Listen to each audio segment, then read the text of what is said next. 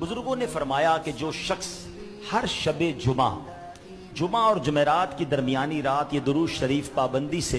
کم از کم ایک مرتبہ پڑھے، موت کے وقت سرکار مدینہ صلی اللہ تعالی علیہ وسلم کی زیارت کرے گا، اور قبر میں داخل ہوتے وقت بھی یہاں تک کہ وہ دیکھے گا کہ نبی پاک علیہ الصلوۃ والسلام اسے قبر میں اپنے رحمت بھرے ہاتھوں سے اتار رہے ہیں۔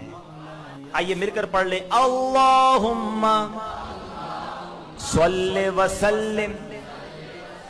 وبارک علی سیدنا محمد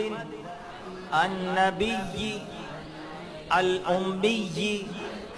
الحبیب العالی القدر العظیم الجاہ وعلی آلہ وصحبہ وسلم۔